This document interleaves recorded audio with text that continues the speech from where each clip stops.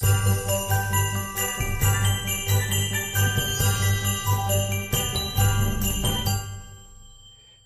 hello, and welcome, or should I say ho, ho, ho, Christmas cousins. I'm Cousin Chad.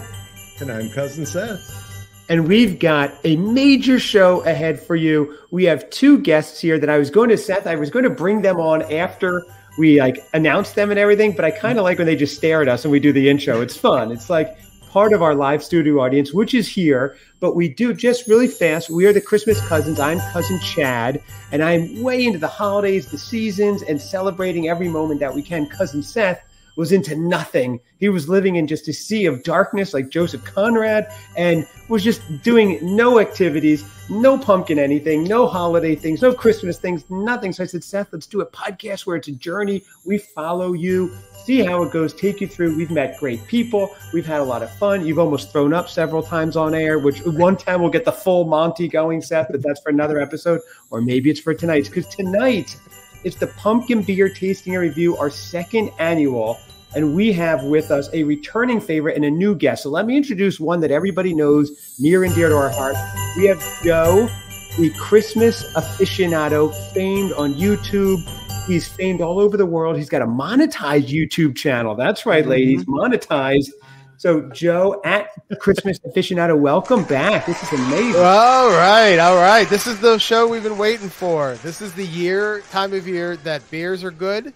We've getting out of this crappy summer lemony kind of IPA crap that they put out every year into the fall. I'm ready to drink. Let's get started. Oh, I love that. Okay, I like that. It almost sounded prepared, like someone did work for the show. Yeah. I love that. And we have been talking about this for a while. Like, we've been talking about this episode since we did the spring beers, because we were all waiting. I can't believe it's finally here. So we have a guest that is just a monumental figure in the world of Christmas podcasting. If I had a Mount Rushmore, he would have been the 7th or 8th face on there, at least. So, and right after Bob, who is on the Festive Foreign Fans podcast, we have his co-host. Now, we've had Bob from Festive Foreign Film Fans, but we've never gotten Mark. So finally, once Seth's $10,000 transfer went through to him, he agreed to appear. Mark, welcome to the Christmas Cousins show. Wow. Thank you so much. Thanks for having me. I'm really excited. I just want to let you know that this morning I got up, I tended my pumpkin patch, and then I went to Starbucks and I got a pumpkin spice latte. Then I watched Charlie Brown, the Great Pumpkin, and then lastly I went you can't really tell it, but I got sprayed orange today at the tanning salon. So I've worked really hard in preparation for this monumental event, and I was drinking all day. Wow, that is dedication right there. Yes.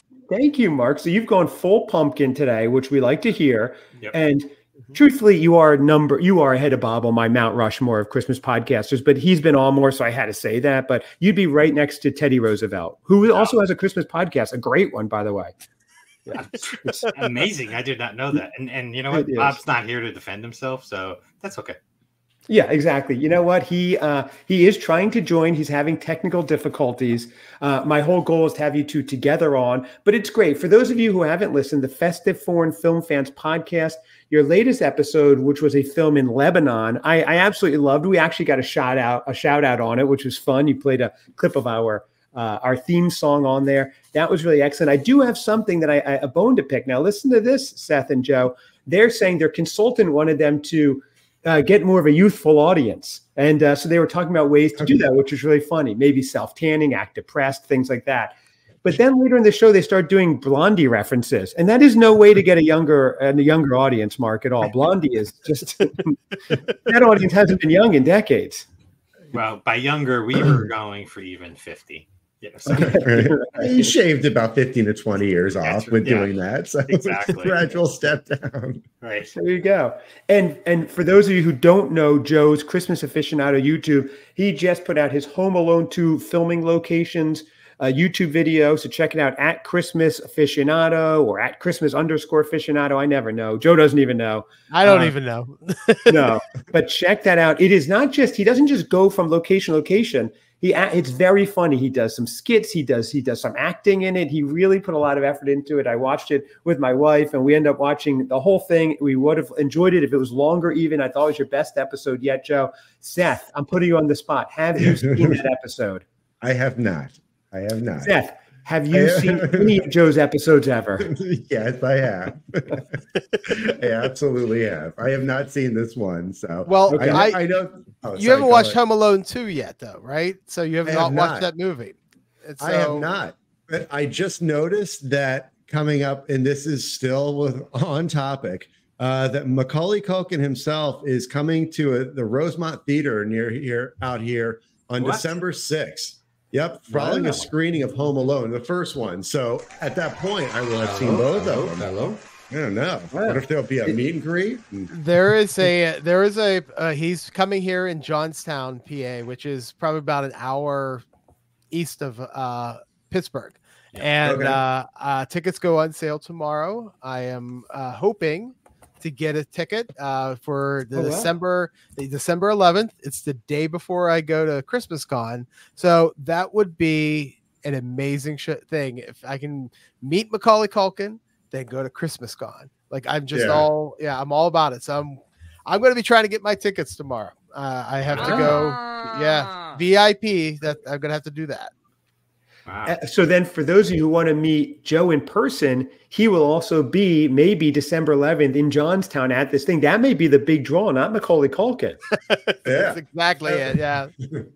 That's why I would go. Wow, this is great. So looks like Bob, your co-host Mark, is trying to log on again. I haven't heard from him, but he popped in. Now he's gone. Wait, Bob. Let's see. He might be here. There's private chat. He said, am I in? Bob, you were in. Are you there now, Bob? This is great. I love doing this live on air. Seth, this is fantastic start.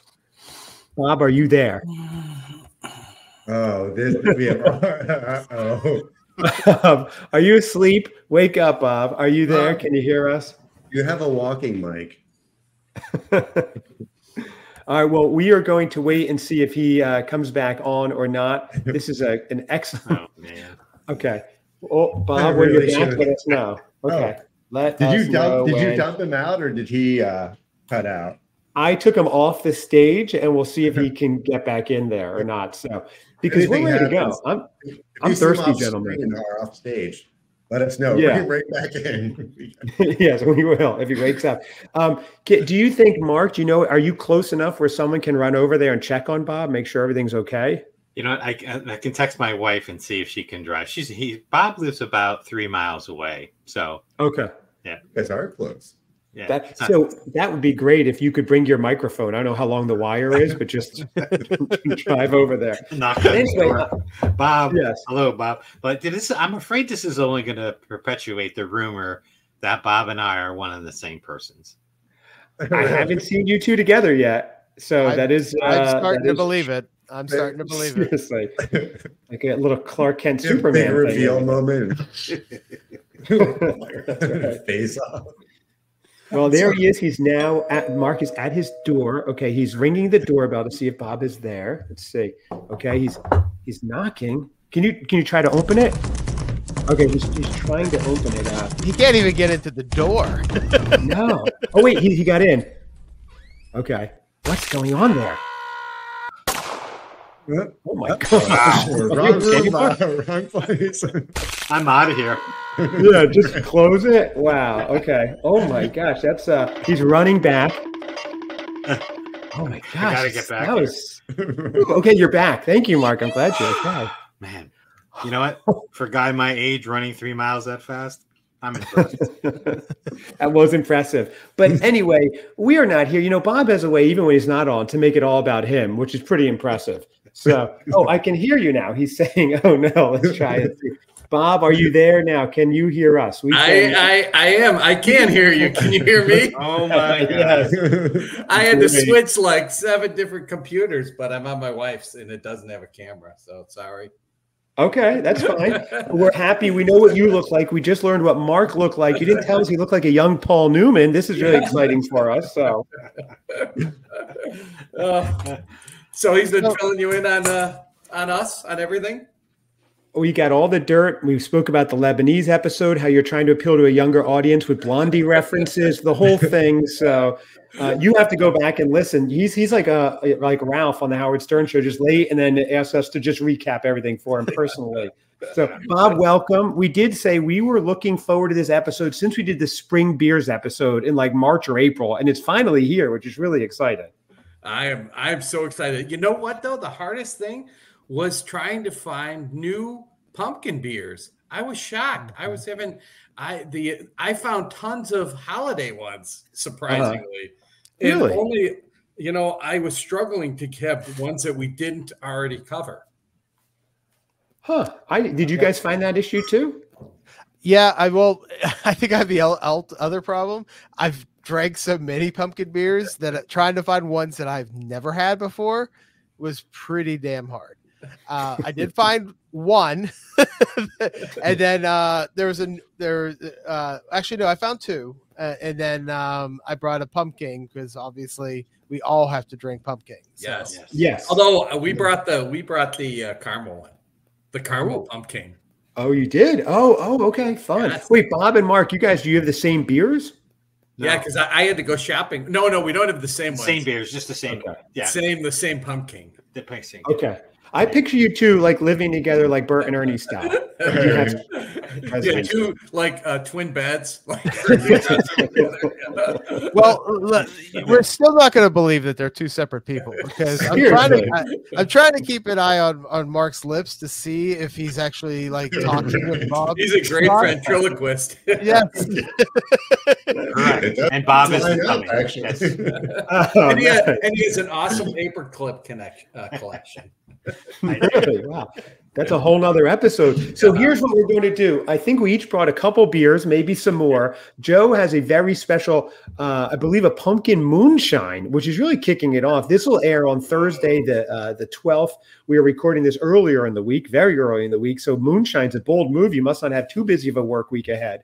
So I'm excited for this, Joe. I think let's start off with our newest guest, Seth, unless you think otherwise. Mark should kick it off with his first pumpkin beer.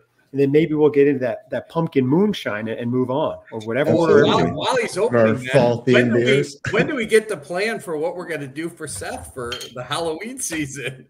I want the houses. I want the corn maze. We want to leave him, drop him in the middle of the corn maze, and see if he can make his way out. Well, there's 3-hour ones. Mark and I are going to blindfold him and spin him around and put him right in the center of it. I love this. I don't know where the night ends, but I know it starts at Beer on the Wall in Park Ridge, and wherever it goes from there, it goes. There you go. I kind of like dropping him in the maze in Richardson, Illinois, and seeing how he can get back to Arlington Heights on his own. First out of the maze and then back to Arlington Heights. There's no Ubers out by Richardson. Yeah. Oh, I like this idea. So Mark, you need to understand that Seth is like a corporate industrialist, and he doesn't even know what an Uber is. He just calls Jeeves to come pick him up and drive him home back. He's extremely well. Seth doesn't like when I mention it, but he's extremely wealthy, so he doesn't really drive his own car often. But wow. Yeah, I've been seen out in public in it quite often. Right. But I know Seth asked me to limit how much we discuss his wealth because people keep hitting him up for stuff. So anyway. To give you an example, Mark, just to show you how he views the world, we asked him one time, we said, your favorite Christmas places in the United States, and his first pick was England. London. Yes, he thought that was right down the street. More very forward thinking thing. I'm like, maybe it's going to go backwards. That was a classic. That was classic, Seth. The top U.S. Christmas destinations. Your number one choice was London, England. That was an amazing one. I missed that little part. You missed that year in geography. Yeah. Yes. When you have a corporate jet, everything's close. That's true. Exactly. And Seth he missed actually the day where they talked about what happened at the end of the American Revolution. He thought we were still part of England. So in fairness to you, Seth, London could have been but that's a whole other story. Yeah, it's fair. So, and we don't have sponsors like the Festive Foreign Fans. They have different sponsors every week, and they give away stickers and stuff. But if anybody sees Seth in the wild, send a picture, and we'll send you some merch. That's my claim. So, Mark, what do you have here? Let's actually, Joe, we're only a quarter of an hour in, and we're about to taste the first beer. And I'm thirsty. It's always my fault.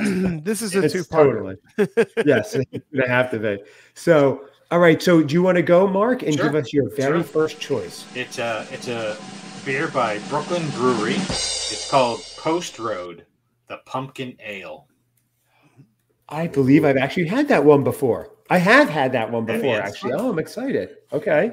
Well, this is at Brooklyn Brewery. I mean, it's been around a long time. I think it's like in the late '80s they came into one of the first breweries in New York State. Oh, really? Oh, I like that. Okay. So that's a colonial style pumpkin ale. Brooklyn Post Road Pumpkin Ale brings you delicious rendition of traditional American classic with pounds of real pumpkin. So it's actually healthy for you, Mark, to drink it. And okay, real Dinkinson pumpkins and warming nutmeg. So this is exciting. Now, Mark, you didn't hesitate. You cracked that open and chugged it. I know you just got over COVID. I did. So, is this what you drank to get better? This is part of my doctor's recommendation. She said she's awesome. She's a great physician. And she said, look, I know what you like. You like gin and you like beer. She's like, put them all together, mix them up, and then just drink them. And so was that when you were out for drinks or what? No, she texts me all the time. Okay. She checks on me. She wants my liver readings at all times. That's right. Yeah. See, Seth, it's much better. When Seth had COVID, he just drank bleach the whole time, and he's still here, so he's okay. Something's going to do it.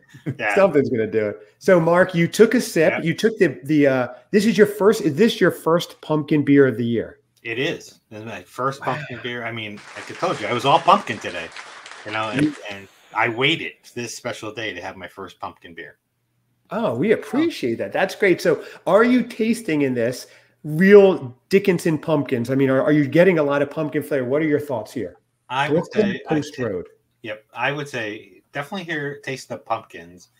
I heard you say something about nutmeg. I'm not really tasting the nutmeg. This is very smooth. It's very smooth beer. It's pretty low alcohol too. I think it's only about 5%. So it's not like one of those heavy pumpkin beers where you drink a couple and then you're out and about. I'm sure Bob has shared with you our 13 beers of Halloween we do every year. Yes. Yeah, which is kicking off in another month. Yes. But it's no, this is very light, very flavorful. This is kind of, I think you could have 3 or 4 of these with very limited mistakes. And since it's 5%, you're going to do 3 or 4 tonight, aren't you, Mark? I could. I was actually thinking about maybe just 1 or 2 of these and maybe a couple more of the heavier alcohol ones that we're going to still do in the show. We need that moonshine. We need the pumpkin moonshine. Exactly. That is coming. It's coming soon. Maybe next up. I like that. Yeah. So what do we do have a rating system, Mark, where you are rating this out of 5, and out of 5, whatever is up to you. So what are you giving this at a scale? Now, remember, you have other beers to go. So you're the first one out of 5. What are you rating this one? I would give this a 3. A 3 out of 5. Not bad. All right. Yeah. Very flavorful. Gentlemen, 3 out of 5 what? 3 out of 5 people from Festive Foreign Film Fans would drink this. Wow. Nice, okay. Our fans. Those are 3 fans. We got them. That's right.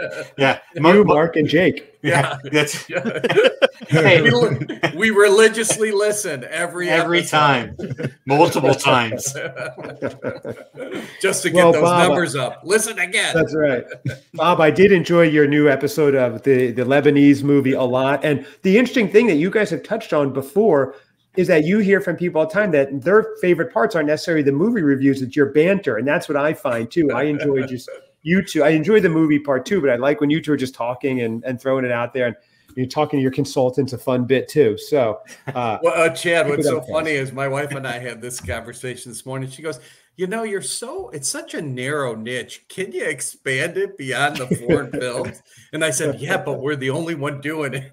That's right. And she goes, doesn't that tell you something? Oh, man. Well, for those of you who are listening, you might think of Festive Foreign Film Fans like you were two like snobby auteurs, like you're going to be there having a very serious discourse on cinema. But it's a fun show. I thought that when I first listened. I didn't know what to expect. I turned on out of curiosity, and I was like, "Oh, these guys are excellent, a lot of fun." So, Joe, have you listened? Have you been able to check out their show yet? Yes, I have. I've not listened to every episode, and I actually try to watch the movie before I listen. Because I feel like if you listen to a movie, you talk about it. Sometimes you guys there was a couple. Where's one? I don't remember which one it was. You guys talked about it. And I was like, oh, okay. I don't know what you're getting at. So I can't remember which is the one that I watched. It was one. I'm gonna have to go back and look. But there was a movie I watched. This was a couple months ago, and then I listened to you guys talk about it, and that's the best way to do it. So, and I know what you're saying. We don't like to give spoilers, so there are times where we won't say things. So if you don't watch the movie, you don't really get the point that we're making. Yeah, and there's other times where we don't know where we're trying to get at. So there's that too. Yes, that's usually the case. But I did enjoy your 1 year anniversary audio. I was like, oh, I'm going to listen to an interview of Alonzo, and then you guys were like, oh, but that's coming in part 2, and I was like, son of a. The consultant told them to do that. We knew he was the draw. We were going to keep it till the end of the season. Oops. We didn't have time for Alonzo. Next episode. That was your who shot JR moment right there. Yes. So there's your younger audience for you, Mark. Bobby Ewing and JR Ewing reference. So there we go. So we kicked off with a 3 out of 5. And at this rate, we're 1 beer per 20 minutes. We'll be here till the winter beer tasting. Joe, do you want to kick us off? Do you want to kick us off with the pumpkin moonshine? We're all most excited about that. Or what order were you thinking? I like the moonshine at the top of the show. Let me do a beer first, and then we'll hit the pumpkin moonshine. I've had the pumpkin moonshine. I'll talk about it, but I feel like, this is a beer discussion. But he doesn't want to slur for the rest of the episode. No, that definitely took a toll. Karaoke later. Yeah. So as we talked about, I had a hard time finding pumpkin beers that I hadn't tried yet. I mean, makes me sound like an alcoholic, but also too, Pennsylvania has really crappy alcohol liquor laws. So it's not as easy for me to get stuff unless I go out of state. Especially in that Wilkes-Barre, I hear that area is terrible. Yeah, it's Pennsylvania just has awful laws in place, and they control the liquor stores here, and you have to. I think beer companies have so hard time getting their beers outside of the tri-state area, essentially, which really sucks. But every once in a while, I come across ones. But I figured that this is something that I have to bring to the show because I have been known to hate even though I love them, but I also hate Floyds. I hate the 3 Floyds. Now. They don't have. I could not find a pumpkin beer, but I came close. They have an Oktoberfest beer. It is called... Joe, can I before you do that, I just want to say for those of you who haven't heard every moment of this show, and shame on you if you haven't, Joe, every time we have a beer tasting, brings on a 3 Floyds Brewing. So Mark, you might not know this. He brings in a 3 Floyds Brewing beer. And every time he goes, I love these guys. And he tastes the beer, and he is decidedly underwhelmed every single time. And what happened is some episodes, we've actually had the 3 Floyd brothers call in and kind of had it out for him. They kind of got angry with Joe. So we'll see how he likes that. They might call back. I don't know. We'll see what happens. But I'm glad you brought it, Joe. I thought we got a cease and desist letter. Not to have Joe ever drink. I'm ignoring that, man. Yeah. I'm ignoring that. Bobby, you can be my lawyer, right? Yeah. Hey, Joe, by the way, the Wilkes-Barre reference, that's where Mark's from. Then Mark is very well aware of our crappy Pennsylvania laws. The liquor laws, they're horrible. The Liquor Control Board. I mean, you know how many times they gave me citations? But it's another story. Sorry. Different day. I love the discussion of the bureaucracies and policies of Pennsylvania alcohol liquor policy. This is fantastic. It sucks. It right, just Seth? sucks. Horrible. Yes, Chad, your consultant's you're gonna get a call from him. Oh yeah, I certainly am. Stay away from the regulatory stuff. There he is. Exactly. I can hear. There he is now, but I'm not answering. But I do hear people tuning away from the radio as we speak. So this one's called Munster Fest. It's their Oktoberfest beer. Okay. Let's see if I can improve my ratings of Three Floyds Brewing. Wow, here we go. The Munster Fest Three Floyds Brewing. Okay, so it's a Marzen style fest beer brewed with finest German malted barley. And Joe, we know, has a German ancestry. So maybe this will agree with you. Aromatic Bavarian noble hops. The marriage. It was originally brewed to honor the marriage of Prince Ludwig in 1810. That's interesting. So this is an old recipe. Wow. Yeah, I like it. Yes. Here's to Prince Ludwig. Yes, All here right. we go. Prince Ludwig, everybody. So here, will they call or not? Yes. I'm going to say they're not going to call because I am going to give this 4 Floyd brothers. Wow. Did you hear? Now they're texting. Did you hear that? 4 Floyd brothers. Floyd brothers. Mm-hmm. Yeah, 1 out of 5.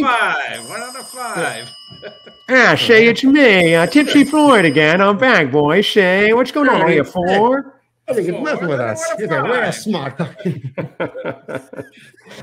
Floyd's call back later. He liked your beer. 4 out of 5 is good. Okay, I hung up on them. They won't call back. It'll be fine, guys. All right. Oh God, I'm not. No, should I get it, Seth? You kind of have to. I mean, all right, fine.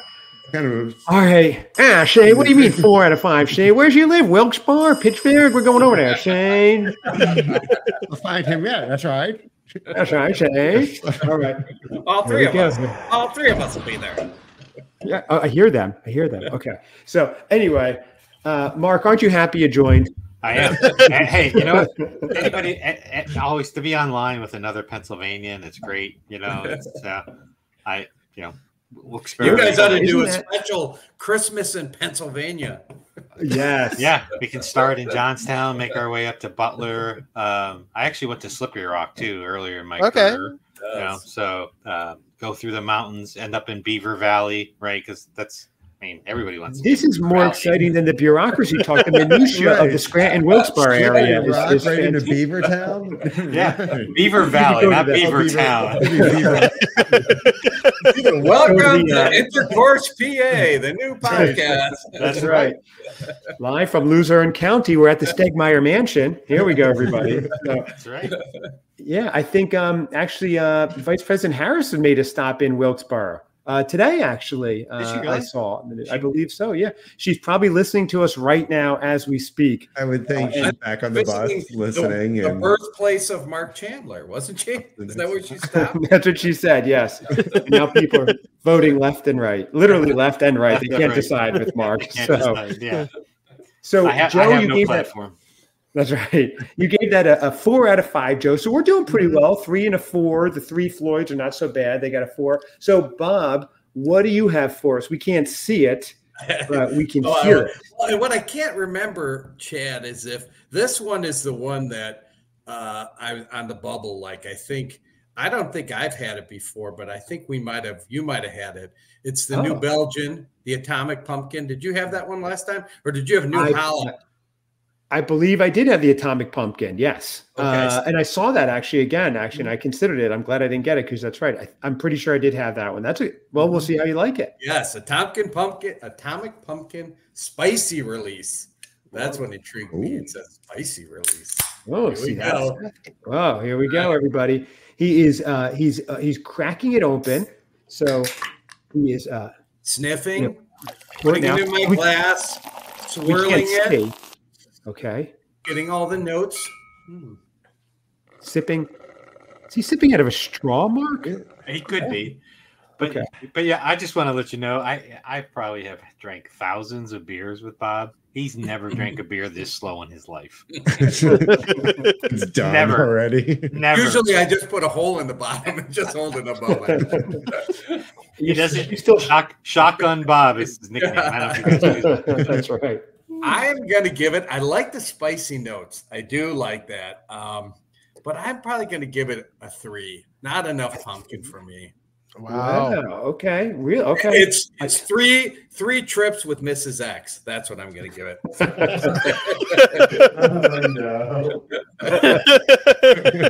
Mark, that's through the Christmas Cousins. They're let's see. I think they're on episode 17. But through all 17 of these episodes, there are seasons, we've watched this Seth go from young single man to now he's met a woman, the Mrs. X, who we're all trying to like. Chad has offered us a reward if we can get a picture of them in the wild. Yes, exactly. Okay. Big reward. Seth won't give out her last name or anything. Little by little, I'm getting the pieces together. I'm like a CSI investigator, so I'm getting there. So, Mark, I had this whole dating game thing lined up, all the women ready, and all of a sudden Seth's like, "Yeah, no, I'm dating now." So those are we broke the hearts of all those women that we know, those young single women we know. I know. Seth, how many months now? 6, 7, maybe. It's Look at that thinking. 6 or 7. He's like 6 months, 18 days, 4 hours and 37 minutes. It's very important to know. Yeah, exactly. Like for example, know when the anniversary will be in the month of February. So, Seth, where are we all going? Yeah, where are we going? Anniversary? Is that how? That's how it's you have done these days. To bring Mrs. X out for a beer tasting with all of us. Yes, I like that'll be the big unveiling that day. I think she'd be up for it. She might want her identity in, but. Was that just her hearing that? That was my mind exploding about the thought of actually meeting her in person finally. So, Joe, what were you saying? You're saying it's important to know the actual date or time. Yes. For example, I just celebrated 22 years yesterday with Mrs. Christmas Aficionado. Yes. Wow. She's beautiful. I can see her right there in the background. She's really nice. I love the red hair. Wow. Oh man. Bob. Yeah, that just set a Mrs. X sighting back about 12 years. Wow. Oh, I love it. That's what you get for having an inflatable clown behind you, Joe. For those of you who aren't watching. Joe has an inflatable clown behind him. You can also watch this. We'll put this up on YouTube, I'm sure, and you can see what we're referencing there. Yeah, so 22 years for you. I've been married 21 years, 21 years. Mark, how about you? 42 years. Oh, my gosh. Wow. Okay. He wrapped her from the cradle. She is younger than me. Let's see. I am going to be this year 34. Wow. Wow. You'll be 30. Okay, so Seth, you've got some catching up to do. I definitely do. I'm in negative numbers right now. Wait, what year is this? Is this 8? Is this 24? Yeah. 24, oh, sorry. It's only 40 years. Okay. Not 42 years. It's that's why you went to Greece, right? Yeah, that's right. That's why I went to Greece. It was for my 40th. Now, what am I thinking? Oh. Well, in fairness, if you add up all of Seth's marriages, they are around 40 years, this is his current relationship. So you know how those wealthy do it. So, all right. So, it's my turn. This is exciting. So, Mark, okay. Seth would be a lot wealthier if he wouldn't have gone through all those marriages. Right, imagine. I couldn't even. Oh, wait. What am I? Oh, my hands are wet. I can't get to my description here. Okay. So, I have what's called a gorgeous beer from a local one, Noda Brewery. And it's a beautiful autumnally gold and orange colored can. So it's their description is open a can of autumn with this delicious pumpkin ale made with real pumpkin puree in every batch, paired with brown sugar, ginger root, and hand cracked spices, including allspice, cloves, and cardamom. Gorgeous contains no cinnamon or nutmeg because it's different than other pumpkin ales. And that's a beautiful thing. Now, this won the 2020 Great American Beer Festival Gold Award winner and in 2018. Wow. So I'm very excited for this one. Here we too. go. On it is a person in a motorcycle with pumpkins. Here we go. I always have to go last. It's a long time for me to wait. I'm very parched. Well, Seth, that's Okay. Yeah. Chomping at the bit. Sorry, Seth. Seth, you go last this time. I always forget who went, who didn't go. Sorry, I jumped the gun. It's fine. Go ahead. It smells good. I smell. I think I need a shower. No, I smell definitely the allspice and cloves. Let's see what happens. I'm going to take a sip now.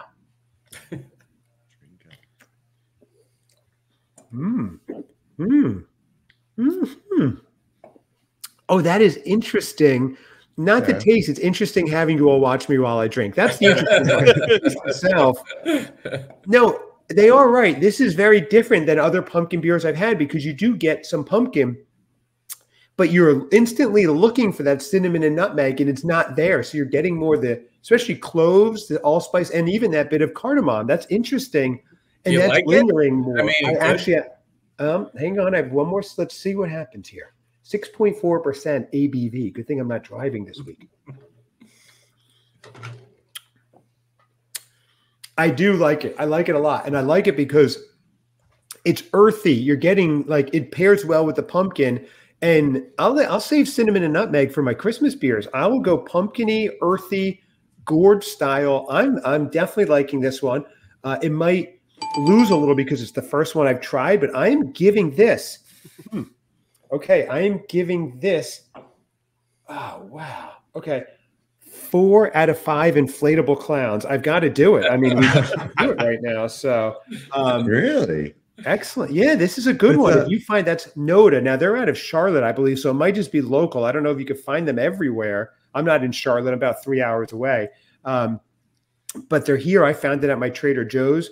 Gorgeous, Gordgeous, love a good pun, by Noda, Noda Brewing Company, which I think I might have been there actually. I'm going to try to find it, Mark. I want to try it. We should try this one. I want to try it. It's a good one. It's a great review. How could I Are most pumpkin beers made like the pumpkin component, like a puree or something like that, or they use different things?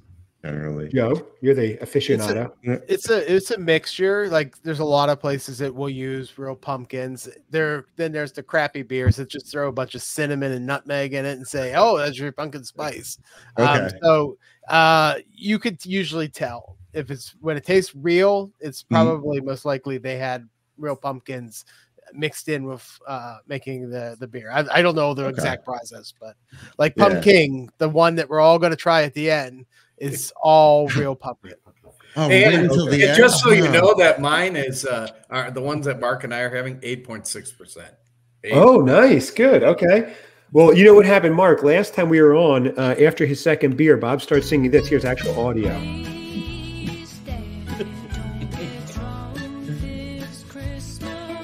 This is Mark. I mean, Bob, a beautiful voice, right? Yeah.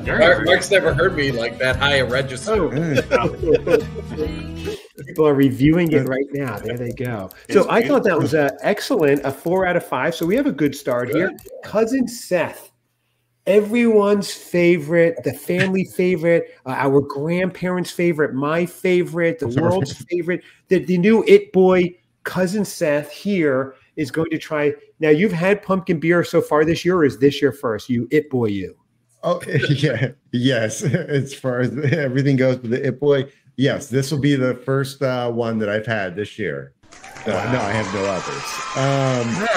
Yeah, but now I'm a little torn. So, like others, the selection was kind of limited as far as pumpkin beers. There were some fall-y things, and I read it. That was part of the assignment. So I did get the Southern Tier, the caramel pumpkin.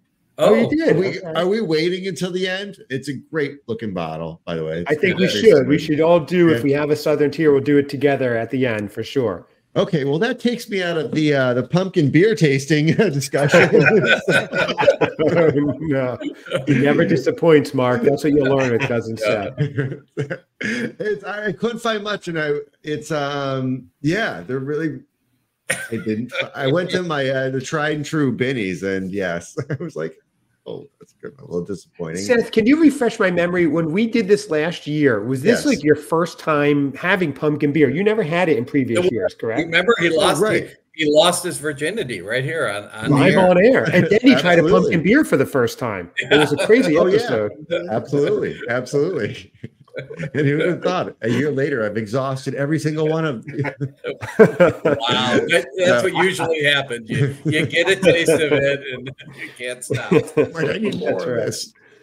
So, all right. So you want me to quickly before we get more off track? Okay. So if we're going to hold off to the end, I'm going to go with something that is fall-y as the weather is changing. It's changing outside, and everybody's getting more cozy and things like that. I'm going the scene. with Wait, Seth. Can I ask you, Seth, Mark, and Bob, and then we'll ask Joe really quickly. How was the weather today in Chicago? In the area, is it feeling fall-y and autumnal there? Yesterday and today were very fall-ish. Okay. Yeah. No, great. Okay. It was cool. Yeah, it was awesome. Yeah. like Saturday morning. I think it was like 50s, low 60s. 40s or something. Yeah. Low 40s. Yeah. Yeah. Wow. Low, Okay, yeah. Joe, in Very early. Pittsburgh? We usually get the same weather Chicago gets, just later. So it was like cold Saturday morning. It's like about 70 today, but it was not. It's starting to feel fall. So I love it that it's feeling fall-y, and we have. Yeah, I mean, it's really here. It's crazy. We've been waiting a long time for these burr months to come. Now I'm in coastal North Carolina. It was cool here today, like low 70s, but yesterday I was still just surfing in shorts, so it's still nice and warm, which is fine. I'll take it. We had a nice mix going, but today we were able to keep the door open all day, which is nice. Anyway, I digress. And that segment was brought to you moment. by a segment called Whether or Not. I love that. Christmas cousins. That's right. You try the new things now, right? Absolutely. We're either going to talk about weather or it's going to go completely off the rails and we're not going to discuss anything related to it. That's right. Mark, we are hiring a going weather. to give you the local traffic report in Cary, Illinois. Please, what's it looking like right now, Bob? Main Street's a little heavy. There's about 4 cars at the stoplight. What stoplight? We don't have stoplights. Don't lie. We are trying to branch out. Weather on the 8s. We're going to be doing all those things. And we did announce Seth and I are turning into a full around-the-clock political news station through the election, which a lot of people are clamoring for. Yeah. So. There's not enough coverage. There's not enough. No, there's not. But Cousin Seth sees things differently, so his coverage could be really. So wait, Chad is this like flip-flop Seth has never voted before, so we have to take him to a booth. And, you fill out these little dots. Yes, but I'm worried Seth is going to write in his favorite beer by accident for president. Right, the Pump King for president. We overthrew a monarchy, Seth. We don't need a Pump King. Okay, right. Learn your history, especially an orange one. Mm-hmm. That's telling on many levels there, Bob. Caustic, if you will. So, Seth, would you drink your beer already? Okay, Joe, we really threw him off by not allowing him his first choice. This is from Beguile Brewing. It's called Flannel Pajamas or Pajamas. It is an oatmeal What's the brewing company? Beguile, Begyle, Beguile Brewing. Okay. Is that how they spell it, or is that how you spell it? Because that's not how you spell beguile. No. Uh-oh. I thought that was an area that I actually had some confidence and skill set in. You are certainly beguiling, Seth. Those Flannel Pajamas Stout. Beguile. Yeah, they spell it the way you said it. Okay. So this is an oatmeal style one. So what flannel pajamas, you said this is your folly beer. Yeah, everybody's getting into a little heavier pajamas, maybe posing up with their loved one. Mark, as our newest guest, can you give the Roman Emperor thumbs up or thumbs down? Did this qualify under the parameters of a fall beer? No. No. It's a good effort. If this was our winter tasting beer tasting, we might accept flannel pajamas. If it was like, do you guys have like a lingerie tasting or something? Does it fall under nightwear? We do, but that's all fair. We don't air that one. We probably should. So, Joe, that's not a fall beer, right? You concur? I don't know. Oh, there you go. Oh, hold on. I'm looking online just to see if it comes when it comes out, and I have a feeling that it comes out around this time. So you could probably call it a fall beer. I mean, if it's okay. Yeah. Well, here's the deal. So, Seth, I was at Benny's, and so there wasn't a lot of pumpkin, but there was haunted house beer, there was batshit crazy, there was a lot of other kind of Halloween ones you could have had. I think the flannel pajamas was back near the bargain bin. Holiday. I don't know what you're talking about. You motherfucker. Benny's bargain bin, Seth. This is not your first time with there's out of season one. There's in the back quarter they have their pick 4 or pick 6. Okay. That's where I usually find them. This is another section. Here's a defense for you. The what's the candle place that has the Bath and Body Works? Oh, what's it? That Body Works one. Bath and Body Works. Bath and Body Works. They have their candles. They came out with their fall one, and one of their fall ones is called Flannel Weather. Okay. So look at that flannel weather. Right. There you go. I have more good news for you, Seth. Time Out did an article back in like 2015 of the top 10 Midwestern fall beers to drink, and you were in the Midwest. Yes. Number 1 is Beguile Brewing's Imperial Pajama Stout. No way. Seriously? No it's right there. Timeout.com/New York. Yeah, and Chicago, rather. Timeout Chicago. So, Seth, you win. You're right. It says nice oatmeal stout, regularly available at their tap room and brewery. Are they in Winter Brew in Lincoln Square? Is that where they are? Winter Brew? Oh. Is that by you, Lincoln Square? In the city. Yeah, it's city. Yeah. Okay. I'm burning a Bath and Body Works candle, by the way. Are you? That's what I smell. What scent is that? It got a little hot and Bozo moved. He wanted to pop. It's pumpkin latte. Oh, okay. Look at you. Maybe that's what I need. Here's the candle I burn at my desk. Dingling Lager. That's very Wilkes-Barre of you. Yeah. Yes. Take out, cut off the bottle, put a little candle in there. Oh, wow. Oh, nice. Very nice. Bob, you can take the boy out of Wilkes-Barre. You can't take the Wilkes-Barre out of the boy. Dingling. Good Pennsylvania brew. So, Seth, did you actually taste this yet? I forget what happened. I just did. And it is very good. Yes, I would love to share one with Mrs. X, cozied up under a blanket with her. It's as far as stout goes, oatmeal stouts go.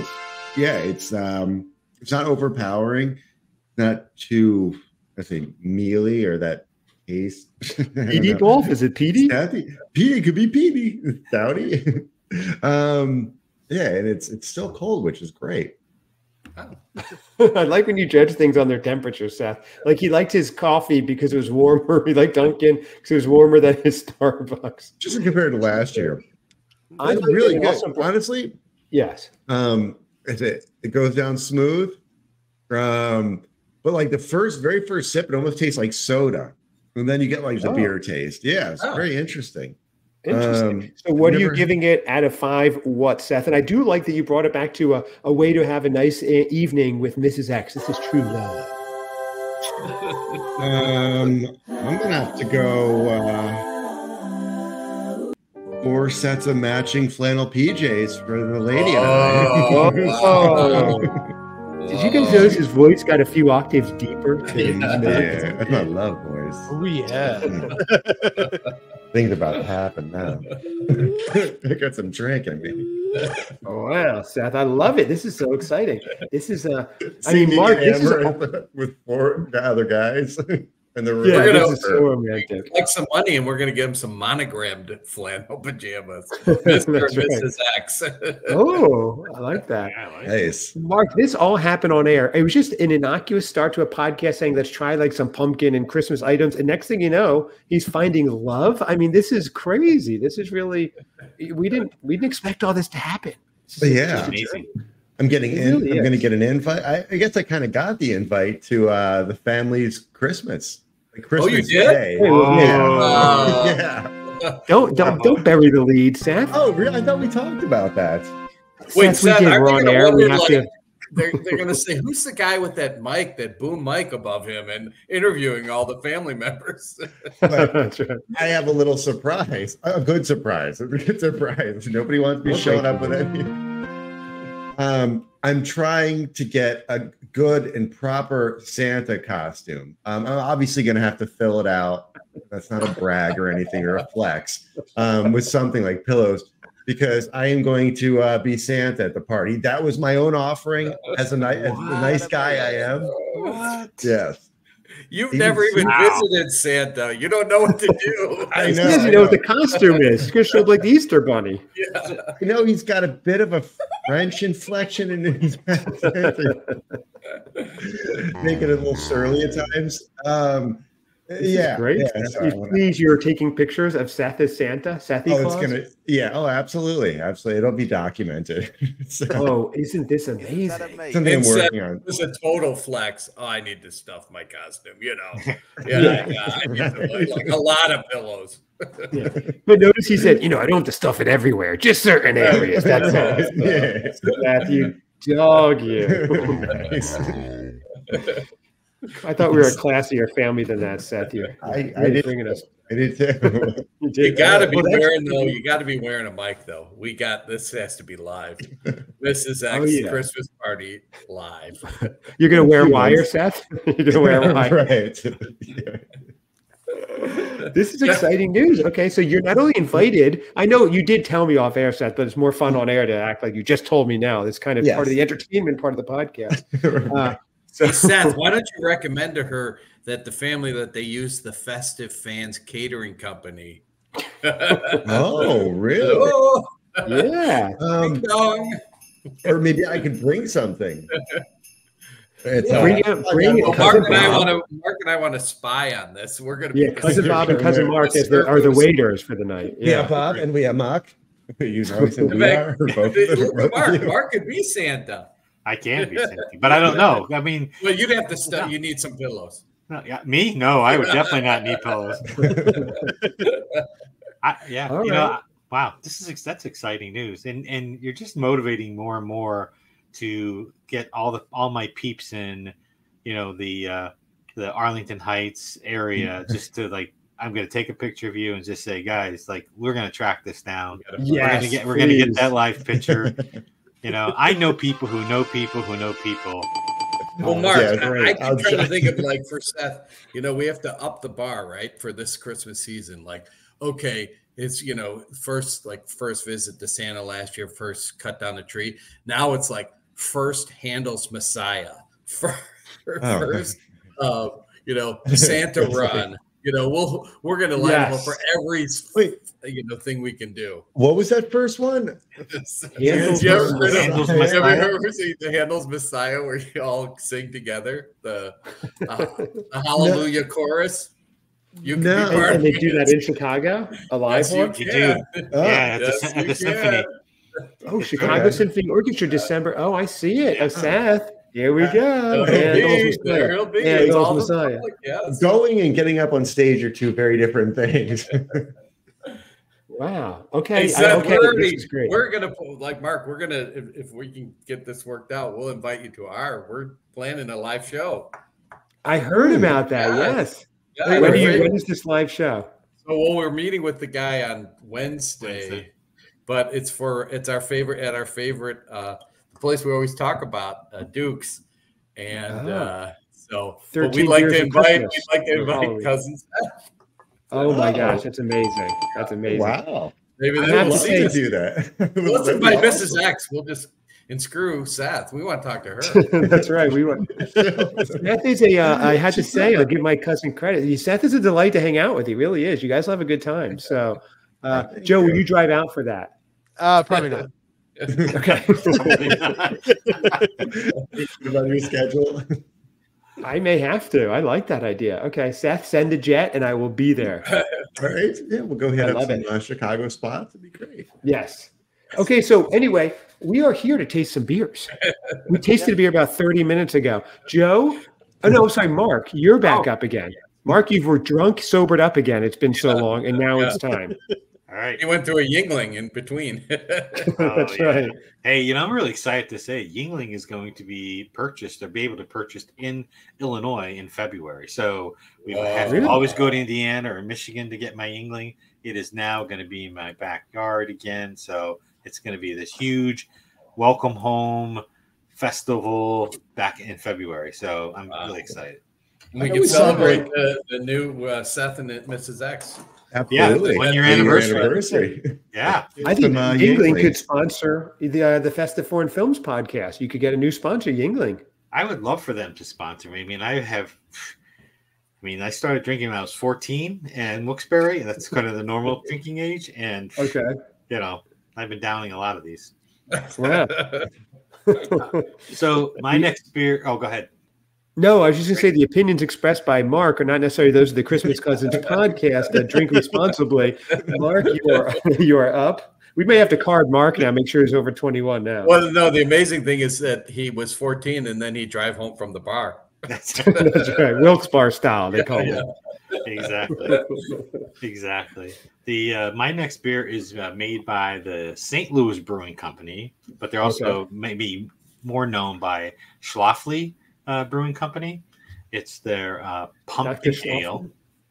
It's got a nice little pumpkin on the side of it. It's gonna go. Where does it say? I'm sorry, St. Louis Brewing. You're saying? Yeah, St. Louis Brewing was the original name of the brewing. Okay. And then they changed. I think the guy's name was. Now you're gonna hurt me here. Tom Schlafly was the original owner. So it switched over, but they're incorporated as St. Louis Brewing Company.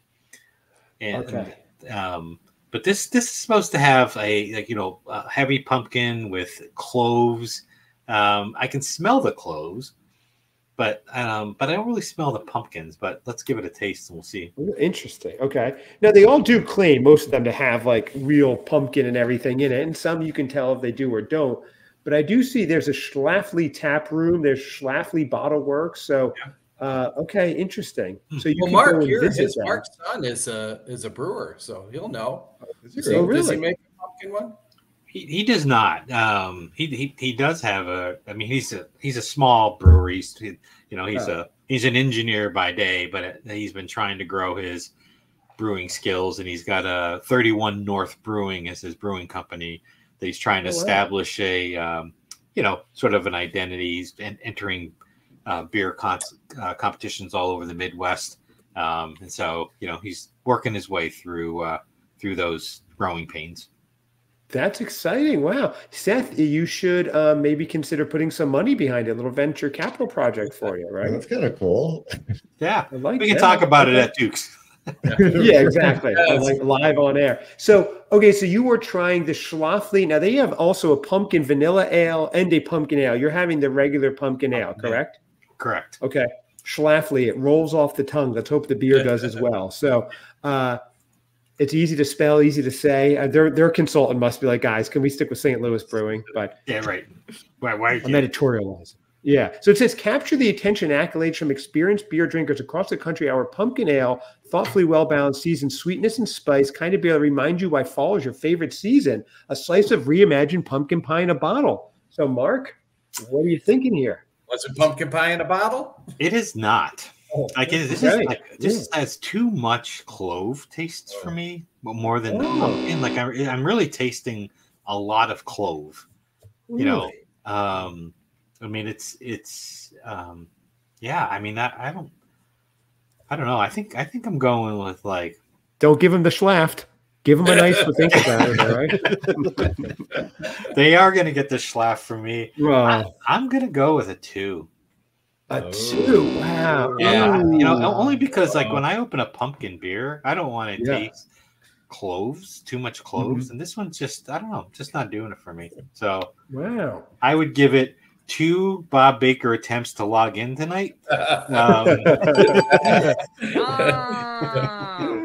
That is awesome. I would not recommend this beer. Wait, are we going to get a call from Dan Schlafly? I know. What do you call out of your mind? All right. Yeah, you know what he sounds like. A Midwestern guy. I don't think he has the number. I mean, if it rang, I doubt it would even. Oh no! Oh God! He's listening. He's got a lot of notes. Sons of a gun. Hello, it is I, Robert A. Shapley. Oh, I cannot believe you don't like it. I put cloves into the finest grown cloves there. Oh, it was a smart fella. How come I've never seen him and Bob in the same spot together? Organic cloves. Bob has no palate. All right, Mr. Schlafly, don't insult our guest. You mean Mark, anyway. Yes, I mean Mark. You looked at this in the same person. What is that accent, anyway, Mr. Schlafly? Anyway. He certainly doesn't sound like he's from St. Louis. Exactly. No, that was terrible. I'm sorry, Mark. They shouldn't treat you like that. Not on this show. We defend you. So, Joe, my turn again. Yes, we're going from a 2 already. Your turn again. It's only been 58 minutes and 21 seconds. Well, before I drink a beer, I guess I have to. We have to take a few seconds. Oh my gosh! Okay, so I bought this last year when I went to Tennessee. Old Forge Distillery Moonshine Pumpkin Roll. Now, I'm not a moonshine person, but when you go to Tennessee, in that area, Dollywood and all that stuff, everywhere you go, they just give you free tastings of moonshine, and you end up buying bottles of stuff. You know, my wife bought way too much moonshine.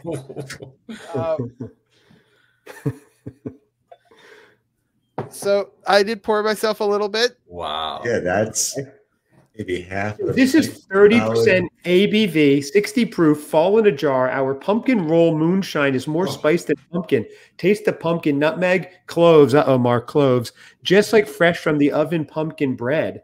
So that's interesting. Does it smell like pumpkin bread? Oh, he's downing this 30% ABV. Wow. It's fine. It's 60 proof, so it's not really that strong. Okay. That's not strong. No, no. I mean, I like whiskeys that are 120. So, so this is like half of what I normally would want to have, in a whiskey kind of moonshine type thing. But the website he designs tomorrow is going to look like a Grateful Dead cover album. It's fine. There's nothing special about it.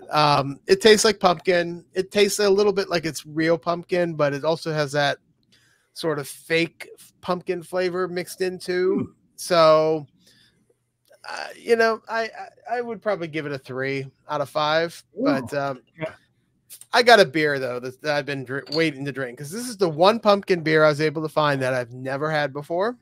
Wow. This one is Ellicottville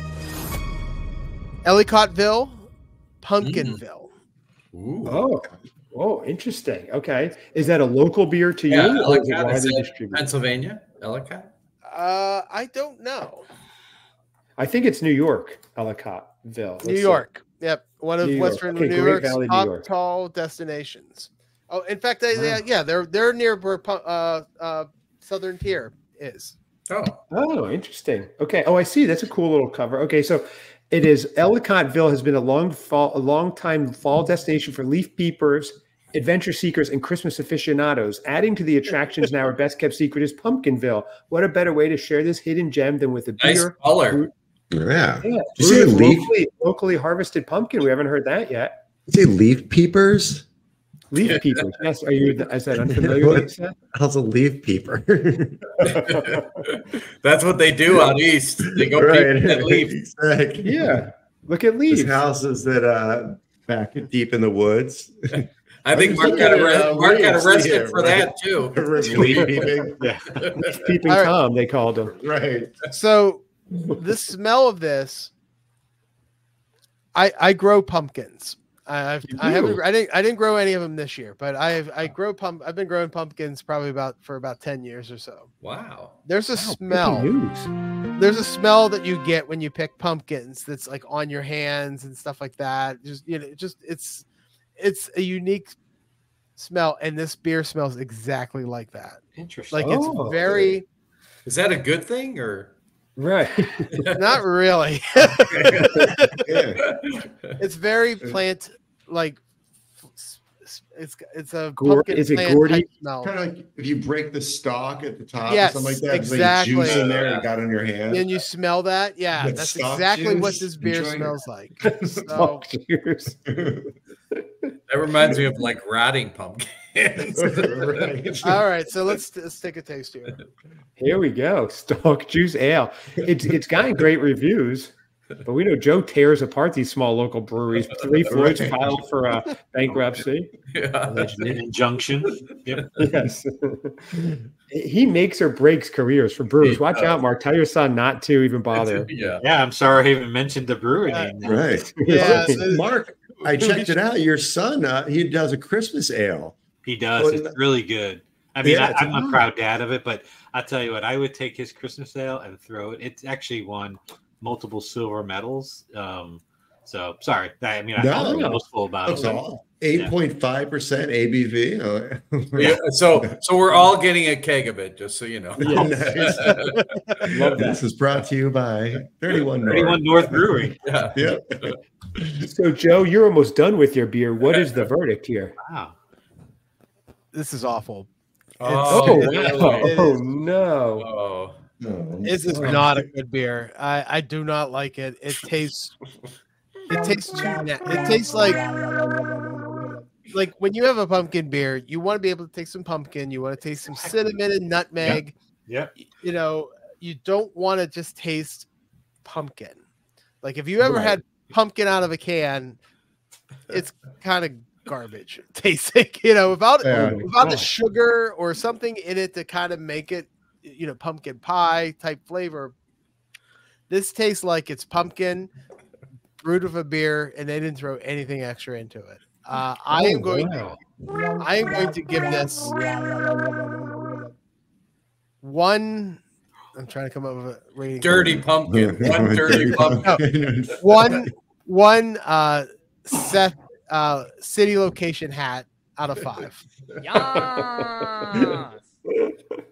I like that. You have a couple others. Mark, one thing you don't know the show as well. This is a secret, Seth. Turn your mic off so you can't hear. So Mark, in our family, we give Seth hats that say where he lives. So if he gets lost, people can help him find his way home. So it's a thing we've done since he was little. But Seth, turn your mic back on. Back on. Okay. There you go, Seth. You about my geographical T-shirts too. Wait, Mark, is that why you keep giving me those kind of hats? Yes, exactly. Well, Mara makes me, like, she'll always say, I have to sign an affidavit every time Bob and I go out. Like, I am accountable for Bob. And it's like, every time I go, I sign it. I'm like, oh, okay, one more time. Every hat has my login and password on it. Your social security, everything you might need just for it's like a strong box. So Joe, I'm not going to finish this. This is a beer I am not going to finish. Wow, that's bad. That's bad. Seth, a first on the Christmas Cousins. Joe is not finishing a beer. I knew it would happen, Seth. Did you? I'm speechless. Yeah, exactly. We talked about it. We had no idea what season or when it was coming, but I guess we found it. We found out. Yeah. Seth, you do have the emergency bagpiper to bring the spirits back up. So I'm going to call Bobby. Can you come in for a second, please? There we go. I'm feeling it. I'm feeling better a little bit. Okay. I'm louder. There we go. Okay. Thank you. Thank you very much. Not a problem, except Joe really screwed the pooch again. Okay. That was a big a downer, Joe. I'm glad we recovered thanks to the bagpiper. Yeah, my palate's been cleansed now. That's good. Yeah, you won. So okay, let's hope it's better. Bob, you're up next. Hopefully it's a winner. I'm so excited too because this is one I've never had before, and I had the same problem finding ones I haven't. And this one is called, and I love the label. You can't see it, but it shows Bigfoot smashing pumpkins on it, and it's called The Pumpkin Smasher by Big Muddy Brewing from Murfreesboro, Illinois. Murfreesboro, Illinois, Big Muddy Brewing, The Pumpkin Smasher. Wow, okay. I'm excited. Now, that's an Illinois one. Again, is that local? Is that available everywhere, or you don't know? Murfreesboro, I think it's down southern Illinois because I don't I don't know where I'm that not is. familiar with it.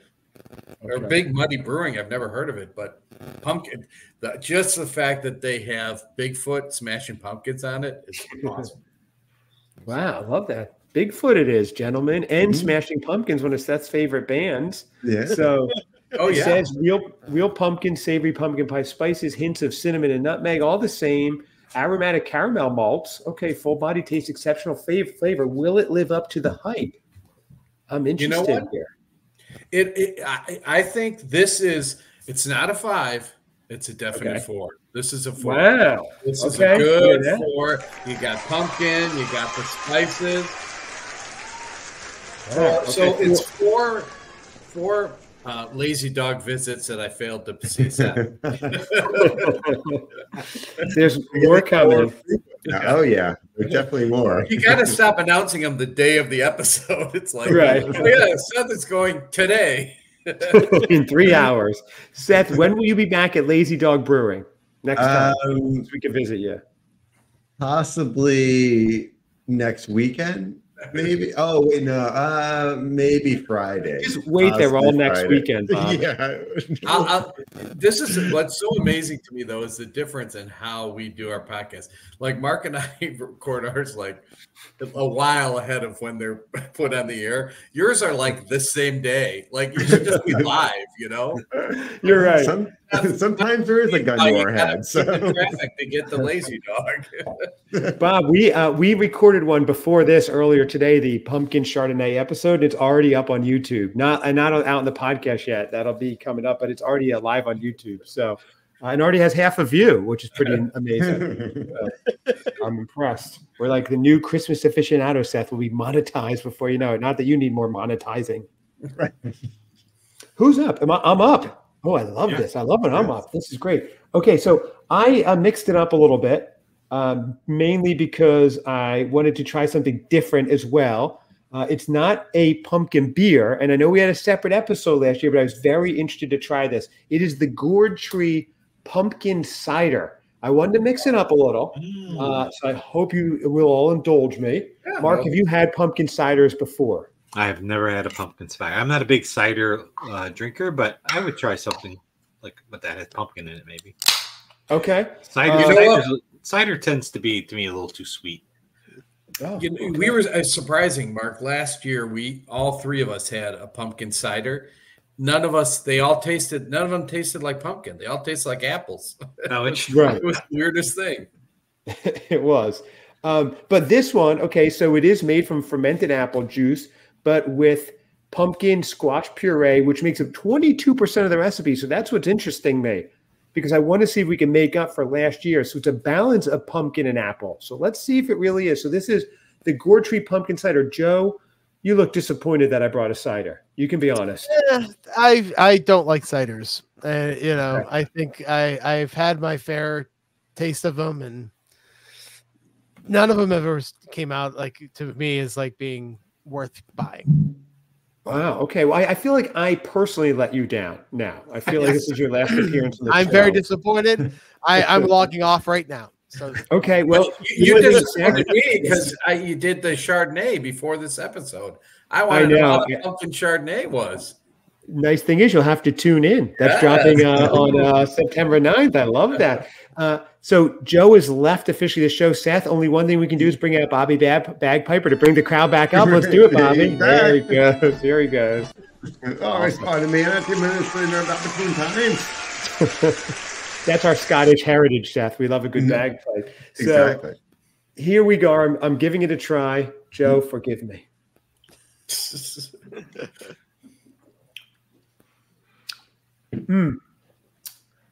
Oh, wow. Gentlemen, yes, I have an announcement to make. Oh. Besides listening to tomorrow's episode for the Chardonnay results, pumpkin Chardonnay, I think the Gourd Tree Pumpkin Cider, available at Trader Joe's, not an ad, but it can be Trader Joe's at Christmas Cousins Pod or christmascousinspod@gmail.com. This is a nice blend. I'm actually really getting the balance on. When I first tasted, I'm getting apple and pumpkin equally. And then on the finish, if you will, I'm getting the squash. I'm getting a lingering flavor of squash. So this is actually really nicely balanced. This is very fall-y. It's almost 3 fall flavors in one. You have the pumpkin, apple, and squash. I'm enjoying this very much, actually. I'm shocked. Because I have not found one that ever tasted like pumpkin. So that's great. Give it to Trader Joe's, you know? Right. They nailed it here. As far as this goes, I'm giving it 4.5 out of 5 14-year-old Wilkes-Barre designated drivers. That's what I'm giving it. Wow. That's that's really big right there, right? That is. Yeah. Well, the only problem is usually there was a dead body in the back because he drove his dad first because his dad was an undertaker. Oh, really? Oh, wow. That's a whole – wow, we need to get to your backstory. Episode, yeah. Really? I have so many issues. It is unbelievable. Yeah. Wow, that's like 6 feet under. A lot like that. Remember that show on HBO? I'm sure you saw that. Absolutely. Can you imagine when he's telling his high school girlfriend, "Hey, let's climb in the back seat"? And they're like, "No." So how many? Yeah, I mean, I had so many prom dates, but I actually took my prom date to the prom in a hearse. Oh my gosh! Wow. Did she lay in the back? Yeah, I guess that begs the question: was she alive? This was on the way there, at least. I dressed her up so pretty, don't you think? She was a 90-year-old victim of the Spanish flu, and he took her to the prom. That's not what you're supposed to do with the customers. Jeez, Mark. She wasn't much of a dancer, though. She really didn't have very good moves. She didn't complain. I used to also pick flowers from all the little bouquet after the services were over, and take flowers to my dates' moms. Like they, that Mark Chad, he's such a nice guy. He brings them flowers, So. Oh my God, we need a special episode in Halloween, like around October, Mark, with your history and some of those stories. Right. Any hauntings? Did you feel anything like that for real? So I'm not gonna lie and say yes. There's a couple prom times. date. Yeah, my prom date for one. No, I mean, I did a little bit, but my sister is many things, but she's sort of in tune to that world, and she has seen things at my dad's funeral home that made me not want to go back into the funeral home. But yeah, really? I have felt it's anyway. I have prom date after you made her the death corsage. So. Yeah. She's like, I'm having these illusions and these visions. So, okay, Mark, we may have to see if we can schedule for an October episode. This is fascinating. I love this. Get into the whole story. Okay, so just one last question. This is fascinating. Yeah. Did you have like parties at your house? I always had parties over at my house, but I didn't live at a morgue. No, never at the business. No, we didn't. Okay. Yeah, no. At the business, the family business. Yeah, exactly. Wow. Yeah. All right. Seth and I would have, it was a good thing, Seth, our family was they're in like liquor, not that we, Morg would have drank embalming fluid. We would drink anything we could get our hands on. Right, exactly. Mark just had the parties in the backyard graveyard. Yeah. Exactly. Oh, that was a twist. Joe, you look a little bit shaken over there. You look all shook up. No, I'm just listening in. I'm more shocked that you like the cider. I'm actually I'm pleasantly surprised. And yeah. Oh. But hey, Chad, you've given us 2 to purchase now. Both Trader Joe's. So honestly, between the 2, if I had to go, I would go with the cider over the beer because the more I have it, the more I'm getting the pumpkin and the squash. Like the Gorgeous is very good, but you can get good pumpkin beers, but a good pumpkin cider is hard to find. So it's good enough to raise the dead. Mark, we should bring it back. No pun intended. Yes. An on-air seance. That was a Ouija board. So Seth, you are up. Yeah, well, you're going to love this one because it's even a bigger departure from what. It's the April Flowers ale. Spring Flame. Yeah, it's a spring flame. It's I mean, I guess this could be let's say a rookie mistake, but maybe not knowing exactly where the cutoff is. But excuse me. So this one. Wait, are you new to seasons? Is that what you're saying? This is not really. Not real, like in the food, the corresponding foods and stuff. Okay. This one is from Founders Brewing. It's the ginger spice barreled and nice. There's a gingerbread man on it. I don't know. Is that found outside of Christmas ever? Is he one of the? What trips you up? The Christmas Cousins name? I don't know. It smells really good.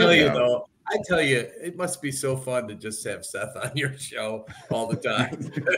You never know what I'm going to get into. You can't script it, Bob. You cannot write any of this. That's the brilliance of it. So. I was just limited on what I could find, so it was just I went with. I'm like, well, that's I went with a Christmas beer. What the heck? It's a Christmas podcast. I have another. Yeah. I have an Oktoberfest backup, but.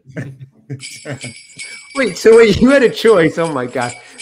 You had a choice between Oktoberfest and the Christmas one on the fall beers episode, and you went with the Christmas one. It was the one I grabbed when I went down. I have a lot. I just got my my current what is it, or my quarterly release of beers for my beer club. So. And was it pumpkin-y? No, there's no pumpkin ones in there. None at all. All ones at all? It was Oktoberfest, and then there was a. Oh no.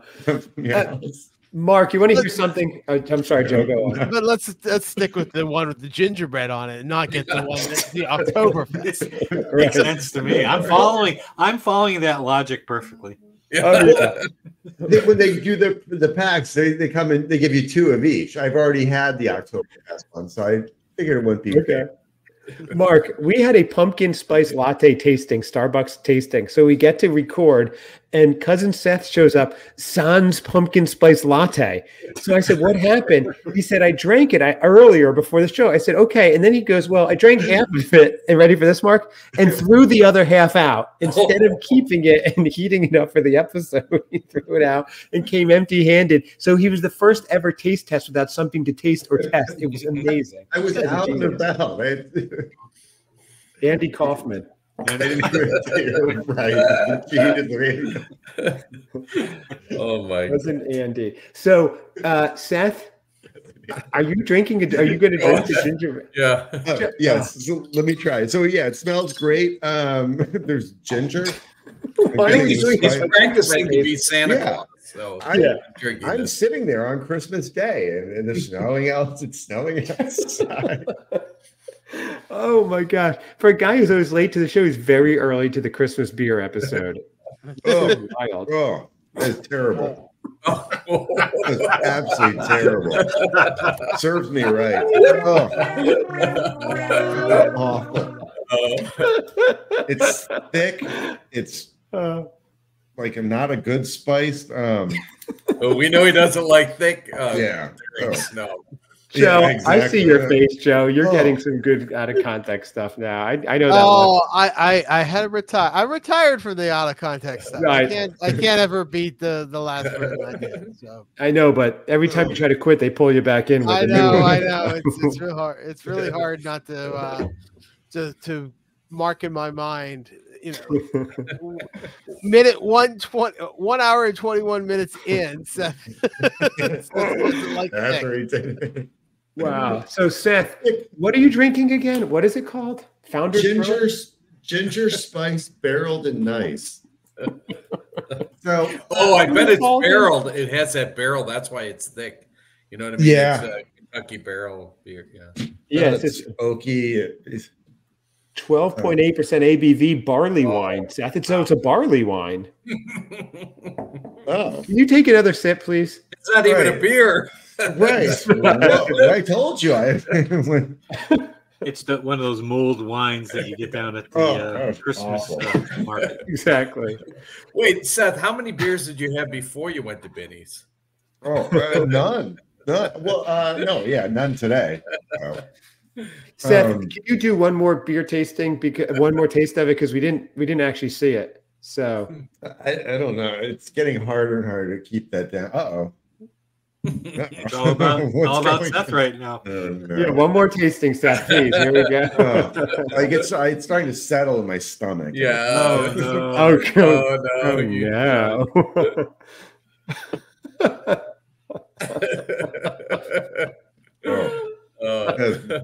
It's like, I think we gotta get the founders. I'm thinking out nearly. Uh-oh. We can't blame the founders. They're not ready to brew their Christmas beers yet. This is last year's. No, they're like, hey, buddy, it's not a beer. It's a wine. It's a barley wine. How would they put it next to the other one? Oh, so does barley? Does barley wine taste like mulled wine? I mean, obviously it's warmer, but maybe not as disgusting. I think, Mark, isn't it a mulled wine? Isn't that what barley wine is? I think it is. Yeah, I'm not an expert, but I think that's exactly what it is. So, yeah, you know, we have to go to Grand Rapids. Yeah, that could be a fun thing to do. Is do a multiple live show from Grand Rapids, Michigan. I mean, they have so many breweries there that we could just walk around. In fact, it's Grand Rapids I think that's where Founders is from. We went there for a beer festival, and it was amazing how many different breweries, and like the little small ones were some of the small breweries, like some of their beers just, I think you mentioned this before as we were coming on about the IPA beer. Some of them just are so focused on that. But in Grand Rapids, there's some really solid breweries that will produce different types of beer that you can sort of just get a little taste along the way. Their beer festival is excellent. Really? Oh, that's a good tip to go. Okay, Grand Rapids, Michigan, founding brewery, 235 Granville Avenue, Southwest. I like that. You know, Mark, one time when we were doing a taste testing, we had one from Asheville, and you had just gone there, Asheville, North Carolina. Yeah, Asheville's also good. Which one did you have? Do you remember? Do you remember it wasn't one of mine. It was either one of you, either Chad. Asheville has like 100 breweries. Asheville is really cool. It's a great area. Cool. Tons of breweries. Yeah. Yep. So it's about like 5 hours west of where I am, but I go out there. It's fun. So yeah, I don't think we could guess, but they've got good ones. So Joe, what were you saying? You had some news. There's a review on Untappd where someone said this tastes like a ginger cookie soaked in booze. It's good, but good Lord, it's heavy. That's what. Interesting. Yeah. Oh, there you go. Seth, really is. Can you, Seth? How about one more good swig? Come on, Seth. No, I can't. It's starting to sit there, and it's just like. How was your cookie soaked in booze? I wasn't getting. I mean, I don't know. Maybe I was overwhelmed by the heaviness. Or soak it in eggnog. Okay. You saw? Yeah, I had sent you a text of something that I had no idea existed. Pumpkin spice eggnog. Seth found. Yeah. Oh, I don't know where it is, but I just found it on Instagram. I don't know if anybody actually heard. I think there's another taste test there. I'm definitely down with that. Yes, whoever wants to join, that's going to be great with Seth. He will possibly throw up. It's going to be fun. It shows you how committed I am. I'm like, this will make me sick. I'm like, I still sent it. Keep drinking. That's right. I love that dedication. Now, Mark, here's a quick clip of Cousin Seth's second ever taste of eggnog. Here we go, Mark. I'll try another one of this. So another sip of the regular. Yes, please. Yes, please. Okay. Here he goes, everybody. Second sip ever of eggnog. Here we go. God.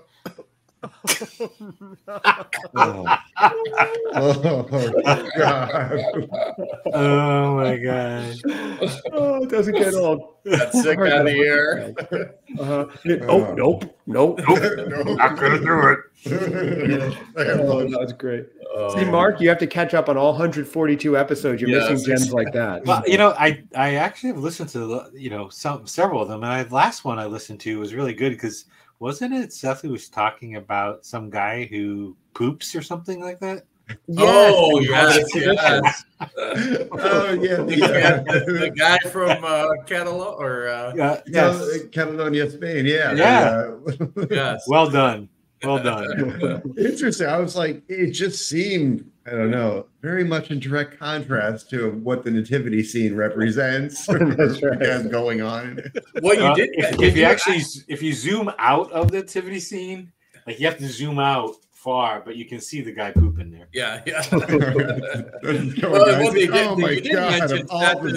think you can buy celebrities of like they have Obama pooping. Really? Yes, they have all these different celebrities you could buy that put in your Catalonia. Oh, we need to make a Cousin Seth one. That'll sell like hotcakes. Wow. I'm making a note, Seth. I'll try to find someone who can do the mold for us. My daughter kicks open the door, takes a picture of me. Want it with or without the squatty potty? Sometimes, guys, I just randomly, I'll like text, I have a group chat with Seth's daughter, my daughter. We have a whole thing going. And I'm like, can you please send a picture of what Seth is like his outfit today? And then she'll send back pictures, like my in-house spy. It's so fantastic. So I just like to see what Seth is up to throughout the day randomly. Great. Yeah, when I picked her up at the airport, after like the first thing she did, she walked out, like takes out the phone and just like takes it back.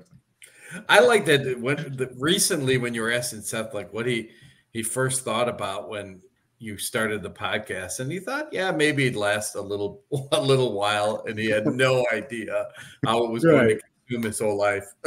Seriously, he really did. Finding love, everything. Yeah. I mean, being with Mario Lopez on a Hallmark Christmas movie, taking over. Yeah, it's crazy. You're the it boy, Seth. You're the new it boy. So, who are we? Do we have more? Are we up to the Pumpkin Southern Imperial? Mark, I don't know. Do you have a Southern Tier Pumpkin one, or did Bob not bring you one? Oh, I did. We got the caramel one. Yeah. Oh, nice. Yes. Well, did Bob do his second beer yet, or no? Oh, yeah, I did. Pumpkin Smasher. Oh, Pumpkin Smashers. Sasquatch. Yes. Oh my gosh, I need a bottle opener. This one doesn't twist. It doesn't twist. I used to have Seth. You remember my old friend Curtis from high school? Yeah. He used to take him and just bite him off for me. Are you serious? Yeah. Wait, Chad, you can use your wedding ring. That's what I always use. That's what you have. I'm not wearing anything. My wife doesn't let me leave the house. I don't need a ring. I may have to get one real fast. All right, yeah. I didn't think that one through. Wow. That's why I drink cider. They're so easy to open. All right. Hold down the fort, gentlemen. I'll be right back. Okay. So I have the pumpkin glass. Nice. Look at Well that. done. Yeah. Well done. So, Nice. Did you order that, or did it come as a set?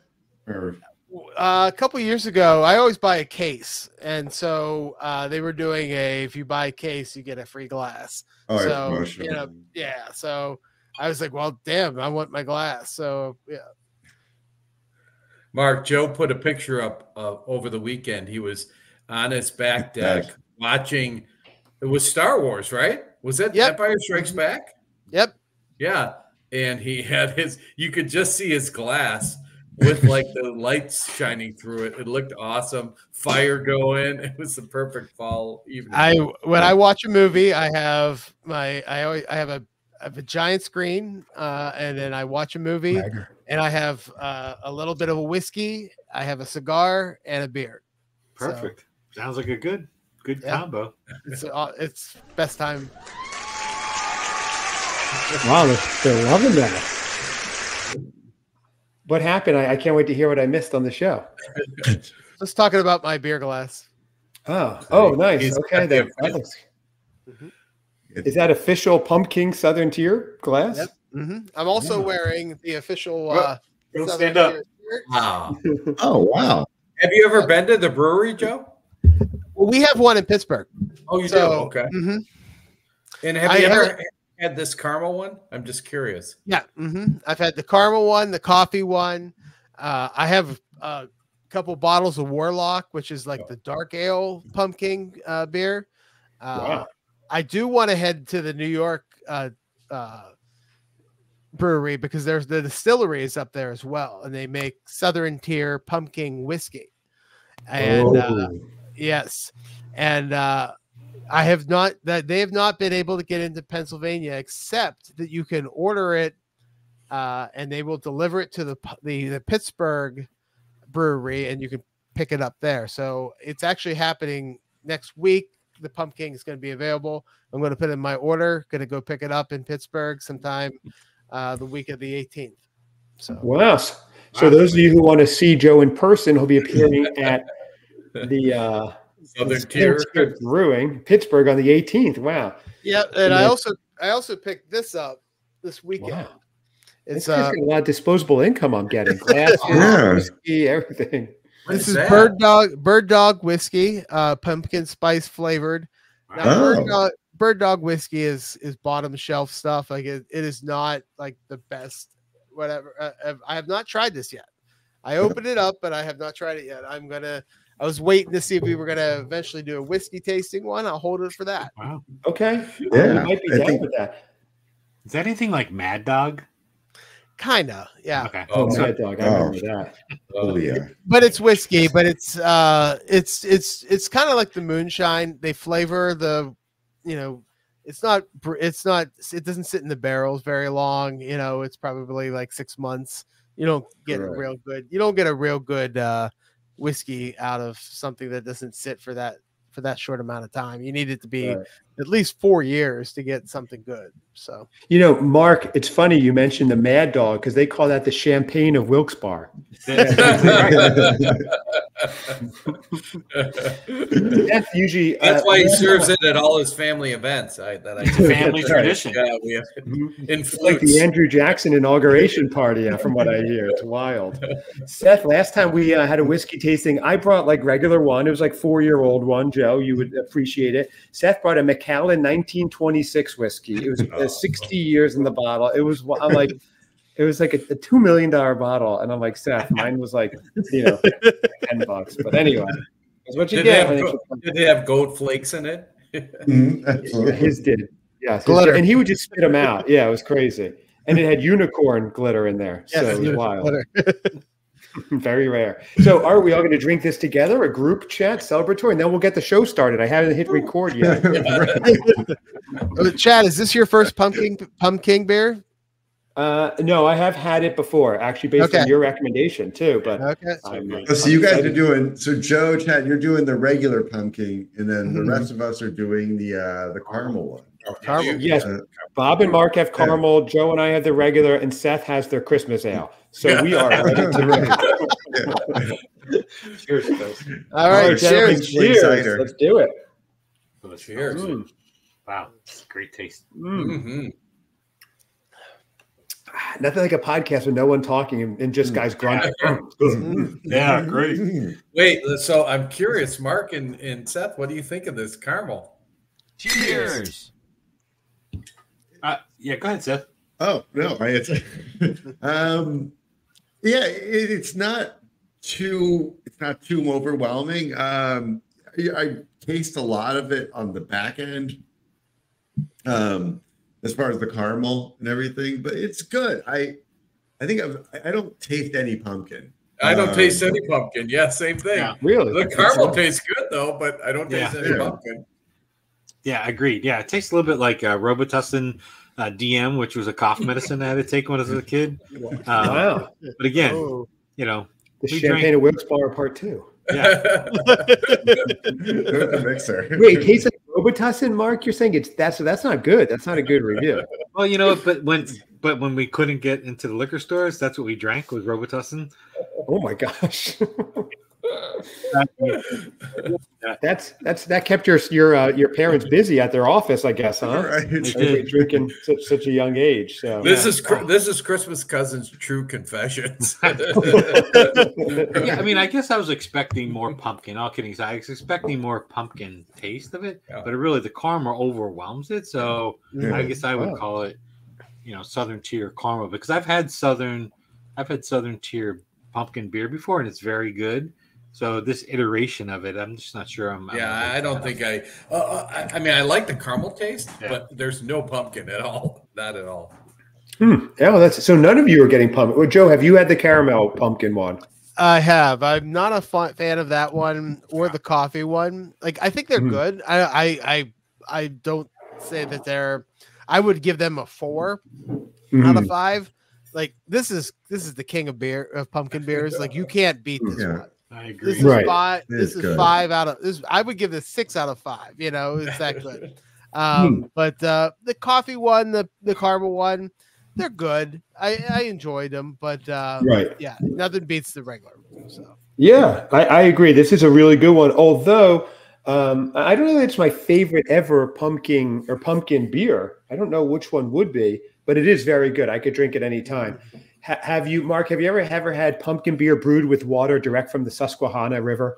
It's supposed to be like unbelievable. I've never had. I've swam in a Susquehanna. Have you? Okay. I've fished in a Susquehanna. I've had the Susquehanna come over the top and flood my hometown of Wilkes-Barre. But really, yeah, his dad has found people who were died in the Susquehanna. So if you want to go there, my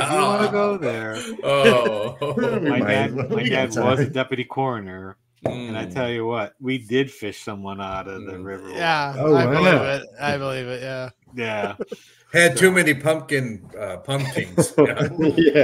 Yeah. Wow, interesting. Okay, boys, we're eating good tonight. They're all over now. We're taking this one home. Oh my God! Eat the head now. A special occasion. I blame it on the moonshine. I'm very impressed with how much you know about Wilkes-Barre. He's looking it up as we talk. No, I only have one screen. I just know. I spend a lot of time in Kirby Park, which is, of course, on the western bank of the Susquehanna. You know that, right? I've gone through all 91 acres of the open space in the downtown riverfront park system. You know, Mark, I just know these things. You are amazing. You know, you are so much smarter than Bob told me you were. Because he did not build you up very high. Yeah, lower the expectations. I like that, Bob. That's what I asked you to do. So I just said he's like a surfer dude. That's it. An illiterate surfer dude. Yeah. I don't know much about the coal region. I'm a surfer. So no, this has been a lot of fun. I don't know if we accomplished the tasting or not, but it was certainly fun. I'll probably break this up into a 5-part special that will just air throughout October, and then we'll re-edit it so Seth's Christmas one kicks off the Christmas season right after Halloween. That makes a lot of sense. Yeah, it's hard to make sense. He's got to start off the Christmas one with a pumpkin beer. Oh, right. I found it's on the clearance rack. Yeah, exactly. Binny's bargain bin. That's what I'm worried about, Seth. All that money. Well, you don't get rich by buying the in-season beer, I guess, Cousin Seth. That's your trick. Well, so everybody who's still listening, first of all, congratulations on your stamina. Yeah. This is really impressive. Yes. But I want to say, definitely check out Festive Foreign Film Fans, the 4F. There's Bob, there's Mark. They've got merch store. They've got stickers they give out. They have Jake, their sound engineer. They've got consultants. They're the darlings of the podcast world. All the youth are listening to them. My kids watch all their TikTok stuff. It's amazing. So you guys are taking over. Mark, you tried to retire and you're busier than ever. And I appreciate this. I'm glad we got to meet you finally. Joe, of course, the Christmas aficionado. If you can spell it, you can find it. You'd have a lot more views if you had an easier to spell name. Joe. Yeah, sometimes I can't find it either. So it's tough. After that moonshine, I'm sure aficionado. That's right. So that's Joe. Check him out. He's got some great new shows. Now, Cousin Seth will be appearing at Lazy Dog somewhere in the Chicago area, and also some late night karaoke's he's been known to have, as we know, right, gentlemen? He does some pretty good karaoke stuff.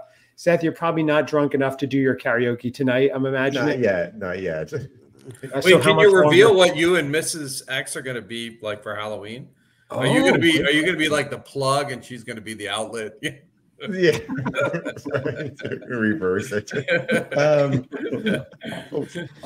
No, we haven't.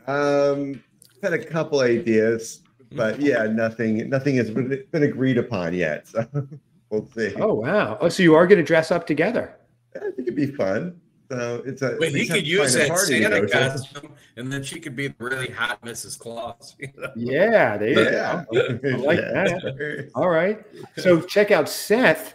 Appearing everywhere, and also on the Christmas Cousins podcast at Christmas Cousins Pod, christmascousinspod@gmail.com. You might find him at a local karaoke bar late night. Here's a little footage of.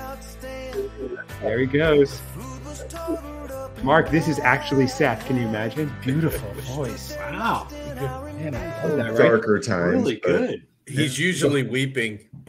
That's right. While he sings. need a crying sound effect. Thank you to everybody who showed up and stayed, the crowd. This is amazing. You stayed the whole time as well. This is awesome. And we will be back for possibly, who knows, a pumpkin whiskey tasting. There could be a pumpkin eggnog tasting. There will definitely be more tasting. We'll definitely have the Christmas tasting beers to come. Who knows what everyone will bring. A lot of fun. So, guys, thank you so much. Unless there's anything else to plug, I will play us off with the beautiful. Sorry I was late. You tried. You tried your best, Bob. And the party didn't start till you got here anyway. So thank you, guys. And Mark, you survived your first episode. Seth, is Mark officially Cousin Mark now? That's the last question before we log off here. Absolutely. Welcome, Cousin Mark. We're happy to have you. Wow. What an family is growing by the day. He hasn't denied anybody yet, so just keep that in mind. Thanks for the context. But you're in Seth's will now, so that's pretty good. That's all that matters. We're a relation now, so we get part of it. Exactly. Well, thank you, guys. And everybody check them out on their various ventures. Check us out. Thank you. We'll see you next time. Oh, I hit the wrong button. There we go. Sound of happiness. I know what to do.